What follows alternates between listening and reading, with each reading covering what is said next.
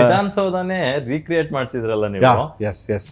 ನಾವೆಲ್ಲ ಅದ್ರ ರಿಯಲ್ ಆಗಿ ಇಲ್ಲೇ ತೆಗೆದಿದ್ದಾರೆ ಅನ್ನೋ ಆ ತರದೊಂದು ಫೀಲ್ ಬರುತ್ತೆ. ತುಂಬಾ ತುಂಬಾ ಚೆನ್ನಾಗಿದೆ ಅದು. ನೀವು ಸೊ ಹೈಟು, ವಿಡ್ತು, ಸ್ಟೈಲು, ಎಷ್ಟು ಲೆಂತ್ ಇದೆ, ಮೆಟ್ಲ್ ಎಷ್ಟಿದೆ, ಅದನ್ನೆಲ್ಲ ಪಕ್ಕಾ ರಿಸರ್ಚ್ ಮಾಡಿ ಹಾಕಿರೋ ಸೆಟ್ ಅದು. ಸೂಪರ್. ನಿಮ್ಗೆ ರಿಸರ್ಚ್ ಮಾಡಿ ಹಾಕಿ ಅದಾದ್ಮೇಲೆ ಪಿಕ್ಚರ್ಸ್ ಮಾಡಿ ಅದನ್ನ ನಾನು ಗ್ರಾಫಿಕ್ಸ್ ಮಾಡಿದೆ, ಅದನ್ನ VFX ಮಾಡಿದೆ ಅದನ್ನ ಫುಲ್ಲು. ಸೊ VFX ನನ್ನ ಟೀಮ್, ನನ್ನ ಸರ್ಕಲ್ ಎಲ್ಲ ಸೇರ್ಕೊಂಡು ಹುಡುಗರುಗಳು ಮಾಡಿದ್ದು ಪಾಪ. So it's well nice. And then ನಾನು ಏನಕ್ಕೆ ಅಷ್ಟು ವೈಭೀಕರಣ ಮಾಡಿದೆ ಅಂದರೆ, ಬಿಕಾಸ್ ಎಲ್ಲ ಕಡೆ ಹೋಗ್ತೀವಿ ಸಿನಿಮಾ, ಒಂದು ನೋಡೋರಿಗೆ ಒಂದು ಹೊಸ ಸ್ಟೈಲ್ ಇರಲಿ. ಪ್ರೇಮ್ ಅಂದರೆ ಅದು ಎಲ್ಲ ಒಂದು ಕಡೆ. ಸೊ ನಾನು ಅವಾಗಲೇ ಹೇಳಕ್ ಬಂದೆ, ಏಕಲವ್ಯ ಮಾಡಿದಾಗ ಚಿಕ್ಕ ಕತೆ, ಪುಟ್ಟು ಕತೆ, ಹೊಸ ಹುಡುಗ.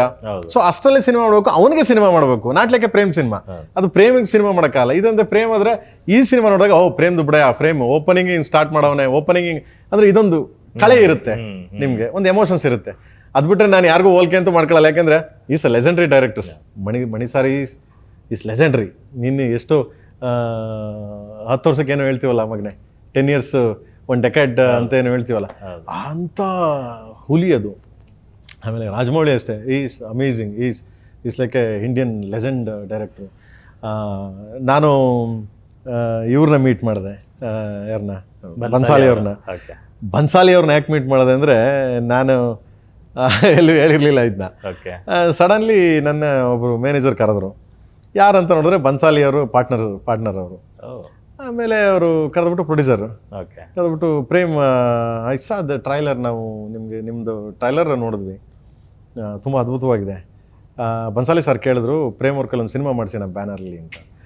ನಾನು ಕುಂತ್ಕೊಂಡೆ, ಹೋಗಿ ಅವ್ರ ಆಫೀಸಲ್ಲಿ ಕುಂತ್ಕೊಂಡು, ನನ್ನ ಹತ್ರ ಸಿನಿಮಾ ಮಾಡೋಕ್ಕೆ ಕೇಳಿದ್ರೆ ಮೇಡಮ್ ಅಂತಂದೆ. ಹೌದು, ನಿಮ್ಮ ಹತ್ರ ಮಾಡೋಕ್ಕೆ ಕೇಳಿದ್ರು. ಸೊ ಅವ್ರು ಶೂಟಿಂಗಲ್ಲಿದ್ದಾರೆ, ಇಫ್ ಯು ಫ್ರೀ ನೆಕ್ಸ್ಟ್ ವೀಕಲ್ಲಿ ಮೀಟ್ ಮಾಡೋಣ ಪ್ರೇಮ್ ಅವರೇ ಅಂದರು. ಹೇಳಿದೆ, ಖಂಡಿತ ಮೇಡಮ್, ತೊಂದರೆ ಇಲ್ಲ, ಬಟ್ ನಾನು ಸಿನಿಮಾ ಬಿಡ್ತೀನೋ, ಬಟ್ ಇವರು Bhansali sir is like inspiration ತುಂಬ.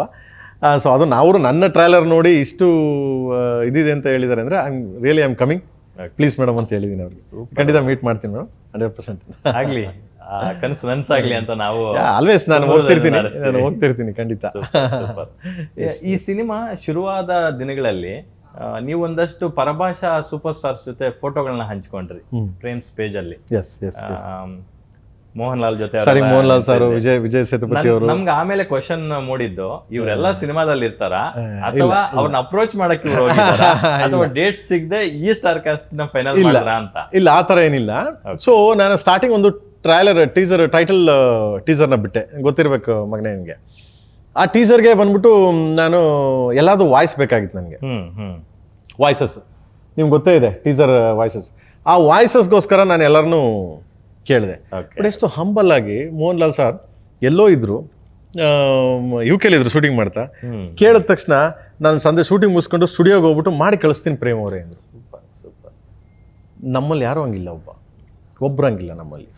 ವಿಜಯ್ ಸೇತುಪತಿ ಹಂಗೇನೆ, ಡೂ ಇಟ್ ಪ್ರೇಮ್ ಸರ್, ನೀವು ಬರ್ತೀರಾ ಚೆನ್ನಾಗಿ ಅಂದರು. ನಾನು ಬರ್ತಾ ಇದ್ದೀನಿ ಬ್ರದರ್ ಅಂತಂದೆ. ನೋ ಏನು ಬೇಡ, ನಾನು ಮಾಡಿ ಕಳಿಸ್ತೀನಿ, ನಿಮ್ಗೆ ಹೆಂಗೆ ಬೇಕು ನೀವು ಒಂದ್ಸರಿ ನನಗೆ ಕೊಟ್ಬಿಡಿ, ನಾನು ಮಾಡಿ ಕಳಿಸ್ತೀನಿ. ಅವರೇ ಮಾಡಿ ಕಳಿಸಿದ್ರು, ನಾವು ಯಾರೂ ಹೋಗಿಲ್ಲ. ಅಂದರೆ ಅಷ್ಟು ರೆಸ್ಪೆಕ್ಟ್ಫುಲ್ ಆಗಿ. ಸೊ ಐ ಡೋಂಟ್ ನೋ ನನ್ನನ್ನು ಯಾಕೆ ಅಷ್ಟು ಪ್ರೀತಿ ಮಾಡ್ತಾರೆ, ನನ್ನ ಯಾಕೆ ಅಷ್ಟು ರೆಸ್ಪೆಕ್ಟ್ ಮಾಡ್ತಾರೆ ಗೊತ್ತಿಲ್ಲ. ಆಮೇಲೆ ಇಷ್ಟು ರೆಸ್ಪೆಕ್ಟ್ಫುಲ್ ಆಗಿ ನನಗೆ ಎಲ್ಲರೂ ಇದು ಮಾಡಿದ್ರು. ಸೊ ಅದಾದಮೇಲೆ ವಿಜಯ್ ಸೇತುಪತಿ ಅವರು ನಾನು ಅಪ್ರೋಚ್ ಮಾಡಿದೆ. ಬಟ್ ಅದು ವಾಟ್ ನೆಕ್ಸ್ಟ್ ಅಂತ ಈ ಸಿನಿಮಾ ರಿಲೀಸ್ ಆದ್ಮೇಲೆ ಗೊತ್ತಾಗುತ್ತೆ. ಅದು ವಾಟ್ ನೆಕ್ಸ್ಟ್ ಒಂದು ಸರ್ಪ್ರೈಸ್ ಇದೆ, ವಾಟ್ ನೆಕ್ಸ್ಟ್ ಅಂತ ಗೊತ್ತಾಗುತ್ತೆ. I don't know. So what next ಅಂತ ಗೊತ್ತಾಗುತ್ತೆ. ಅದಾದ್ಮೇಲೆ ಎಲ್ಲ ಪಾತ್ರಗಳು ಅಷ್ಟೇ. ನಾನು ರವಿ ಸರ್ ಆಗಲಿ, ಮತ್ತು ರಮೇಶ್ ಸರ್ ಆಗಲಿ, ಆ್ಯಂಡ್ ಸಂಜು ಬಾಬಾ ಆಗಲಿ, ಶಿಲ್ಪಾರು ಆಗಲಿ, ಆ್ಯಂಡ್ ನನಗೆ ಧ್ರುವ ಇಸ್ ಮೈ ಬ್ರದರ್. ಧ್ರುವ ನನ್ನ ತಮ್ಮ ಅವನು. ಸೊ ಯಾವತ್ತೂ ಅವನಿಗೆ ಇದಿಲ್ಲ. ಸೊ ಆಲ್ವೇಸ್ ಯಾವಾಗಲೂ ಬಂದಾಗೆಲ್ಲ ಅವನು ನಾನು ಕೇಳ್ತಿದ್ದ, ಅಣ್ಣ ಪಿಕ್ಚರ್ ಮಾಡೋಣ, ಬೇಡ ಒಂದು ಪಿಕ್ಚರ್ ಮಾಡೋಣ ಅಂತ. ಅವನ ಆ ಥರ ನಂದು ಸ್ವಲ್ಪ ರಿಲೇಷನ್ಶಿಪ್ ಇಸ್ ಗುಡ್. ಸೊ ಅದಾದಮೇಲೆ ನಾನು ಇದನ್ನು ಮಾಡಿದೆ, ಇವನ್ನೇ ಇಟ್ಕೊಂಡು ಈ ಕಥೆನ ಮಾಡೋಣ ಅಂತ. ಆಮೇಲೆ ಆ ಪಾತ್ರ ಉಟ್ಕೊಂಡಾಗ, ಮಚ್ಚಲಕ್ಷ್ಮಿ ಪಾತ್ರ ಉಟ್ಕೊಂಡಾಗ ಇವಳ ಕೈಲಿ ಮಾಡ್ಸೋಣ. ಎಲ್ಲರೂ ಹೇಳ್ತಾರೆ ಪ್ರೇಮ್ ಬರೀ ಬಾಲಿವುಡ್ಡಿಂದ ಕರ್ಕೊಂಬಂದು ಹಾಲಿವುಡ್ಡಿಂದ ಕರ್ಕೊಂಬಂದು ಸಿನಿಮಾ ಮಾಡ್ತಾನೆ ಹೀರೋಯಿನ್ಗಳನ್ನ, ನಮ್ಮವ್ರನ್ನ ಯಾರು ಇಂಟ್ರೊಡ್ಯೂಸ್ ಮಾಡಲ್ಲ ಅಂತ. ನಾನು ಇಂಟ್ರೊಡ್ಯೂಸ್ ಮಾಡಿದ್ದೀನಪ್ಪ ರೇಷ್ಮನ್ನ, ನಿಮ್ಮ ಗರಡಿಯಲ್ಲೇ ನನ್ನ ಗಡಿಲೇ. ಸರಿ ಬಾರ ಇಲ್ಲಿ ಮಗನೇ, ನೀನು ಮಾಡ್ಲಾ ಬಾಲಲ್ಲಿ, ಬೇರೆ ಥರ ಮಾಡಿಸ್ತೀನಿ ಬಾಲಲ್ಲಿ ನಿನ್ನ ಮಗನೇ ಅಂದ್ಬಿಟ್ಟು ಅವಳನ್ನ ಕರೆದು ಪ್ರಿಪೇರ್ ಮಾಡಿ ರೆಡಿ ಮಾಡಿದ್ವಿ. ಇವತ್ತು ನಿಜವಾಗ್ಲೂ ಇಸ್ ಗುಡ್. ಸ್ಕ್ರೀನ್ ಮೇಲೆ ಹೌದೌದು. ಫುಲ್ಲು ಎಳ್ಕತ್ತಾಳೆ ಆ ಮಟ್ಟಕ್ಕೆ ಅವ್ರ ಸಾಮರ್ಥ್ಯವನ್ನ ಮೀರಿ ಪರ್ಫಾರ್ಮ್ ಮಾಡಿದ್ದಾರೆ. ಮಾಡಿದ್ದಾರೆ ಯಾಕಂದ್ರೆ ನಿನ್ನೆ ಸಂದರ್ಶನದಲ್ಲಿ ಕೇಳ್ತಿದ್ದೆ, ಯಾರು ನಿಮ್ಗೆ ಇನ್ಸ್ಪಿರೇಷನ್ ಈ ರೋಲ್ ಮಾಡೋದಕ್ಕೆ ಅಂತ.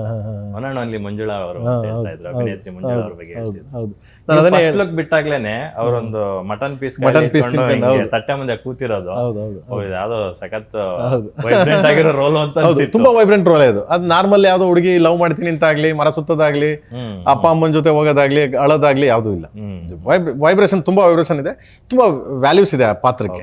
ಪ್ರತಿ ಪಾತ್ರಕ್ಕೂ ನನ್ನ ಕಥೆ ಇದೆ ಮಗನೆ, ಪ್ರತಿ ಪಾತ್ರಕ್ಕೂ ಒಂದು ಕಥೆ ಇದೆ. ಅದಾದ್ಮೇಲೆ ರವಿ ಸರ್ ತುಂಬಾ ಸಪೋರ್ಟ್ ಮಾಡೋದು ನಂಗೆ.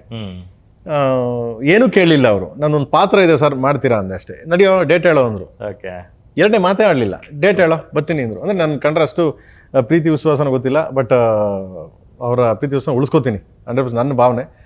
ಸೊ ಎಲ್ಲ ಪಾತ್ರಗಳನ್ನು ಎಲ್ಲ ಇದಕ್ಕೂ ಸ್ಟಾರ್ಟ್ ಆಗ್ತವೆ, ಜಸ್ಟಿಫಿಕೇಶನ್ ಇರ್ತದೆ, ಬಟ್ ಎಂಡ್ ಆಗಲ್ಲ.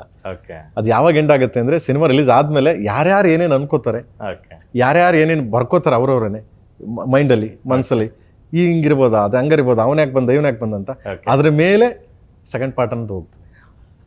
ಓಕೆ, ಸೊ ಯಾವುದು ಎಂಡ್ ಆಗಲ್ಲ. ಆಮೇಲೆ ನನ್ನ ಡಾರ್ಲಿಂಗ್ ಅಂತೂ ಸುದೀಪ್ ಅವರು ಅಮೇಝಿಂಗ್.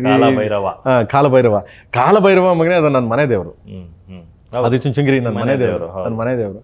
ಆಮೇಲೆ ಅವನು is most powerful character, and ಅದು ತುಂಬ ಲಾಸ್ಟ್ ವೈಬಿಕರಿಸುತ್ತೆ ಅಂತ ನನ್ನ ಒಂದಿದು.